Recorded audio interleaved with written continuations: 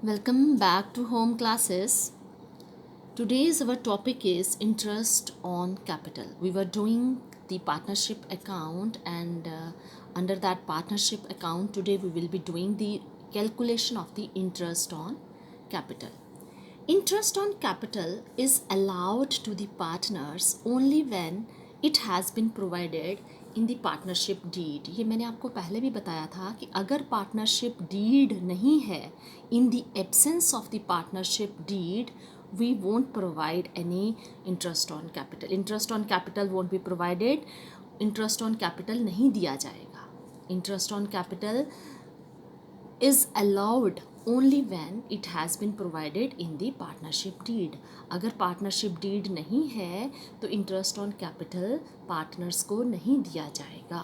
Interest on capital is the appropriation of profits and as under the section 13 of the Indian Partnership Act 1932, it is allowed to the partners only when the profits exist in the business. अगर profits होंगे business में तभी interest on capital दिया जाएगा, otherwise interest on capital नहीं दिया जाएगा. Capital क्या होता है?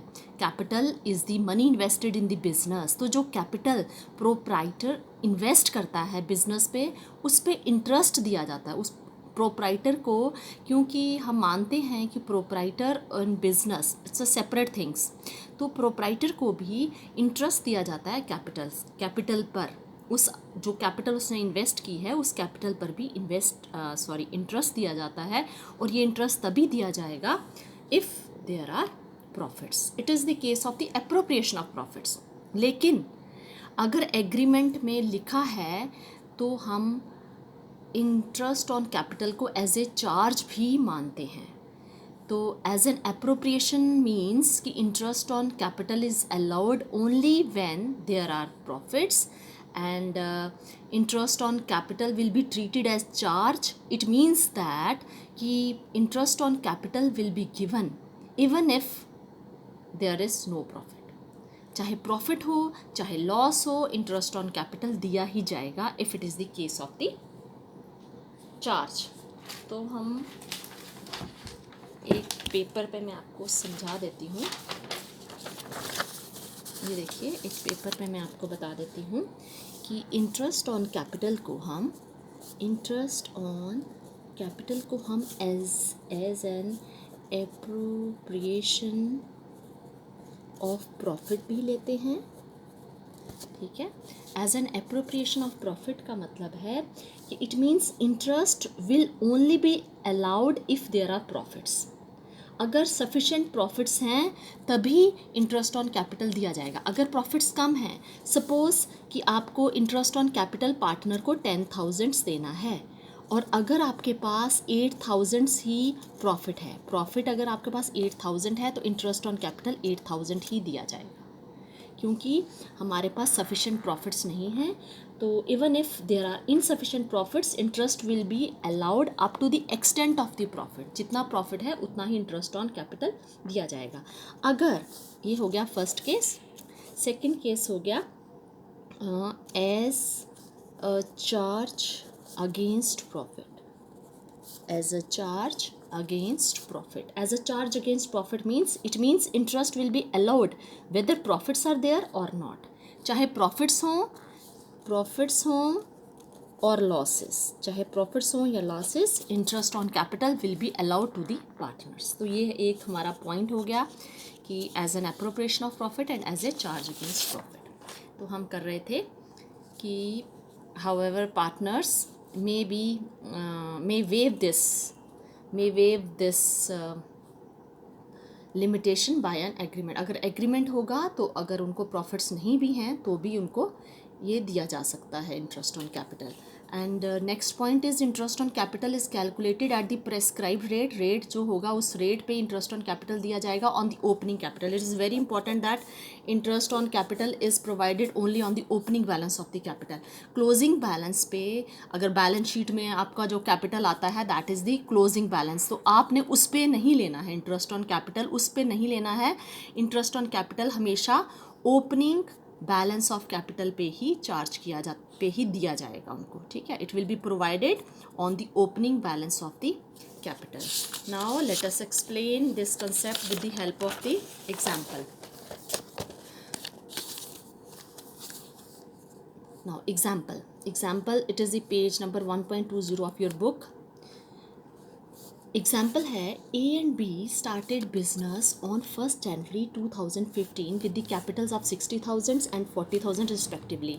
तो ए और बी दो पार्टनर्स हैं बेटा. ए की कैपिटल है 60,000, ए की 40,000 है, और ए ने इंट्रोड्यूस किया है 10,000 कैपिटल, और एडिशंस हुई हैं. जितनी भी एडिशनल कैपिटल होगी उस पर भी इंटरेस्ट ऑन कैपिटल दिया जाएगा. और लेकिन ये देखा जाएगा पीरियड, कितने टाइम के लिए वो कैपिटल हमारे पास रही, कितने टाइम के लिए हमने उस कैपिटल का इस्तेमाल किया. तो जो सेकंड कैपिटल उसने लाई है वो लाई है 1 जुलाई को, ठीक है. दे withdrew 500 per month for the house hold expense. ये ड्राइंग्स हम नहीं लेंगे क्योंकि ये ड्राइंग्स प्रॉफिट से उसने ड्राइंग्स की हैं, प्रॉफिट से उसने ड्राइंग्स की हैं अपने हाउस होल्ड एक्सपेंसिस के लिए. हमें वही लेनी है जो हमने कैपिटल से अगर ड्राइंग्स की हैं. तो अगर हमने कैपिटल और लाया है तो हमें कंसीडर करना है, अगर हमने कैपिटल से पैसा निकलवाया है तो हमें उसको कंसीडर करना है, otherwise it won't be considered. तो इंटरेस्ट ऑन कैपिटल जो है वो 10% है. तो ये देखो ए जो था इसकी 60,000 हमारी 60,000 थी इसकी ओपनिंग कैपिटल, और जो बी था बी की है सॉरी ए की ही है 60,000 और 10,000. 60,000 ए की ही 60,000 और 10,000 है, और जो बी है उसकी 40,000 है, ठीक है. ये देखिए यहाँ पर है ए की कैपिटल है 60,000 और बी की 40,000 है, और 10,000 ए ने और लाया है एडिशनल कैपिटल. तो 60,000 भी ए की कैपिटल है जो उसने 1 जनवरी को लाई है, और 10,000 जो है वो उसने 1 जुलाई को लाई है, और बी की कैपिटल है 40,000. और रेट ऑफ इंटरेस्ट कितना है? रेट ऑफ इंटरेस्ट है हमारा 10%. तो सिंपल है कैलकुलेशन, आपको पता है किस तरह से कैलकुलेट किया जाता है. 60,000 इंटू 10%, 10/100 इंटू 1 जनवरी से है, तो ये कैपिटल हमारे पास फुल ईयर रही है, पूरा साल रही है. तो इसको मंथ्स को कैलकुलेट करने की ज़रूरत नहीं है, अगर करना है तो 12/12 आ जाएगा हमारा, ठीक है. तो ये हमारा अमाउंट आ जाएगा 6,000. तो ये हमारा अमाउंट आ गया 6,000. और उसके बाद 10,000 उसने और लाया है 1 जुलाई को. तो ये 10,000 इंटू 10% इंटू 1 जुलाई को लाया है. तो कितने महीने के लिए लाया उसने? जुलाई, अगस्त, सितंबर, अक्टूबर, नवंबर, दिसंबर. तो 6 मंथ्स के लिए ये हमने कैपिटल इस्तेमाल की है, तो 6/12 आ जाएगा. तो 6/12 तो इसका आ जाएगा 500. तो 6,000 प्लस 500, तो टोटल जो इसका इंटरेस्ट ऑन कैपिटल रहेगा वो होगा 6,500. ये ए का इंटरेस्ट ऑन कैपिटल आ गया 6,500. Now B, take the case of the B. B का जो कैपिटल है वो 40,000 है, तो 40,000 पे 10% ले लेंगे तो ये 4,000 आ जाएगा. चाहे इंटू 12/12 करना है तो कर लीजिए, अदरवाइज़ 10% सीधा आप लोगे तो हमारा 4,000 आ जाएगा. तो बी का इंटरेस्ट ऑन कैपिटल है 4,000, और ए का हमारा है 6,000 प्लस 500, तो 6,500. इस तरह से हम कैलकुलेट करते हैं इंटरेस्ट ऑन कैपिटल. लेकिन अगर हमारा थोड़ा कॉम्प्लिकेटेड सम ले ले, तो उसमें बड़ी सारी एडिशंस अगर हों, अगर हमारी कैपिटल की बहुत सारी एडिशंस होंगी, देखिए अगर हमारी बहुत सारी एडिशंस हैं इसमें, ठीक है. A and B are partners in a trading concern इन 1:2 ratio on 31st of March 2019. Their capitals were. सबसे पहले जो important point to be noted is that this is the closing capital. जो 31 मार्च को जो कैपिटल है हमारी 60,000, और ये हमारा 60,000 और जो 1 लाख हमारी जो कैपिटल है, it is a closing capital of the partner. तो क्लोजिंग कैपिटल पे हम इंटरेस्ट ऑन कैपिटल नहीं कैलकुलेट करते हैं, तो हमें ओपनिंग कैपिटल निकालनी पड़ेगी. ओपनिंग कैपिटल किस तरह से निकाली जाती है? अगर आप रिमाइंड करें तो ओपनिंग कैपिटल में हम क्या प्लस करते थे तो हमारा क्लोजिंग कैपिटल बन जाता था. ओपनिंग कैपिटल में हम ऐड करते थे एडिशनल कैपिटल हम ऐड करते थे, ठीक है, और उसके बाद हम ऐड करते थे प्रॉफिट, हम ऐड करते थे। उसके बाद हम लेस, अगर लॉसेस होंगे तो लेस करेंगे, लेस इंटरेस्ट ऑन ड्राइंग्स करते थे, लेस ड्राइंग्स करते थे, ठीक है। तो ये हमारा जो आ जाता था बैलेंस, वो हमारा आ जाता था क्लोजिंग कैपिटल, ठीक है। ओपनिंग कैपिटल में हम अगर एडिशंस और प्रॉफिट को ऐड कर दिया जाता है और लॉसेस को, ड्राइंग्स और इंटरेस्ट ऑन ड्राइंग्स को अगर हम लेस कर दिया जाता है तो हमारा क्लोजिंग कैपिटल आ जाता है। तो अगर क्लोजिंग कैपिटल से ओपनिंग कैपिटल हमें निकालना है तो किस तरह से करेंगे? अगर हमें क्लोजिंग कैपिटल दिया हुआ है, क्लोजिंग कैपिटल अगर हमें दिया है तो इसमें ऐड कर देंगे ड्राइंग्स और ऐड कर देंगे इंटरेस्ट ऑन ड्राइंग्स, ठीक है। ड्राइंग्स और इंटरेस्ट ऑन ड्राइंग्स हम ऐड कर देंगे, और अगर हमें लॉसेस हैं तो लॉसेस भी ऐड कर देंगे। लेस करेंगे प्रॉफिट्स और लेस करेंगे एडिशनल कैपिटल, ठीक है। लेस करेंगे प्रॉफिट्स, लेस करेंगे एडिशनल कैपिटल, एंड इस कैलकुलेशन के बाद we will get the balance of the opening capital. तो जो भी अमाउंट आएगा वो हमारा ओपनिंग कैपिटल होगा। तो इस तरह से हम ओपनिंग कैपिटल को कैलकुलेट कर लेते हैं। So let's do the question. A and B are the partners in a trading concern, और रेशो देख लो, प्रॉफिट की रेशो दी हुई है 1:2 रेशो दी हुई है, और 31 मार्च 2019 को ये हमारा क्लोजिंग कैपिटल है 60,000 एंड 1 लाख। प्रॉफिट्स दिया है 30,000, ठीक है, और एडिशनल कैपिटल लाई है जो 10,000 लाई है। ए ने 10,000 और 24,000, 10,000 एंड 24,000, तो 10,000 लाई है 1 जुलाई को और 24,000 लाई है 1 जनवरी को, ठीक है। और जो एडिशंस बी ने की हैं, एडिशनल कैपिटल जो बी ने लाई है वो 16,000 है ऑन 31 अगस्त। तो ए और बी ने जो विदड्रॉ किया है, ड्राइंग्स हैं उनकी, ये कैपिटल से विदड्रॉ किया बेटा, फ्रॉम देयर कैपिटल, तो ये हमें कंसिडर करना है, ये कैपिटल से विदड्रॉ किया है। तो ए एंड बी ने, ए ने किया है 16,000 और बी ने किया है 30,000। तो अब हम ओपनिंग कैपिटल किस तरह से निकालेंगे? हमें प्रॉफिट एक चाहिए होगा, एक ड्राइंग्स चाहिए होंगी हमें, एक एडिशंस चाहिए होंगी हमें, ठीक है। तो सबसे पहले हमें ऐड करना होता है, क्लोजिंग कैपिटल में ऐड करना है ड्राइंग्स। इंटरेस्ट ऑन ड्राइंग्स तो नहीं है, यहाँ पे दिया नहीं है, तो ड्राइंग्स देख लो अब कितनी है। ड्राइंग्स हम देख लेते हैं, 16,000 हैं ड्राइंग्स, ए की हैं 16,000 और बी की हैं 30,000। तो ये देखिए क्वेश्चन मैंने पहले से करके रखा है ताकि टाइम की सेविंग हो जाए। अब calculation of the opening capital, तो ये देखो क्लोजिंग कैपिटल कितना है 60,000 और 1 लाख, तो हमने ड्राइंग्स को ऐड कर दिया 16,000 और 30,000 हमारी ड्राइंग है, बी की 30,000 है और ए की 16,000 है, ये हमने ऐड कर दिया, तो we will get the amount 76,000 and 1,30,000। तो ये हमें ऐड कर दी drawings. Now we have to deduct profits and additional capital. Profits देखो बेटा, प्रॉफिट्स हमें दिया था 30,000, क्वेश्चन में प्रॉफिट्स दिया था 30,000, ये प्रॉफिट दोनों के लिए है, तो रेशो कितनी है 1:2। ये 30,000 को हम 1:2 में बांट लेंगे तो एक हिस्सा मिलेगा ए को, 2 हिस्से मिलेंगे बी को, तो 10,000 मिलेगा ए को।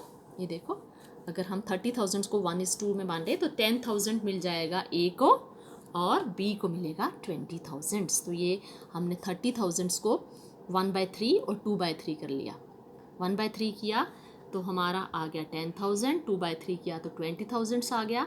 तो ये हमने डिवाइड करके लेस कर दिया प्रॉफिट्स को, इसमें से 10,000 लेस हो गए तो 66,000, इसमें से 20,000 लेस हो गए तो 1,10,000। अब हमें एडिशनल कैपिटल भी लेस करनी है, तो एडिशनल कैपिटल दोबारा से क्वेश्चन में आप देख लीजिए।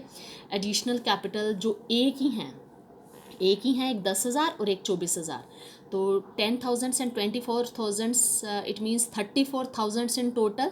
तो इसकी ए की जो एडिशनल कैपिटल है 34,000 और जो बी की एडिशनल कैपिटल है वो है 16,000, ठीक है। ये देखिए लेस एडिशनल कैपिटल 34,000 और 16,000 है।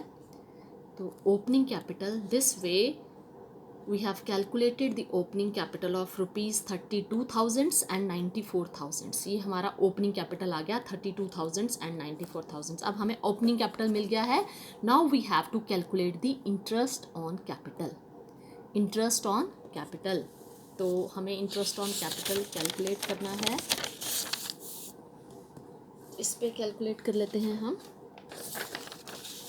ये देखिए मैंने एक पेपर पे थोड़ा सा टेबल बनाया है ताकि क्वेश्चन भी रहे हमारे पास सामने और पेपर पे हम कैलकुलेशन भी कर सकेंगे.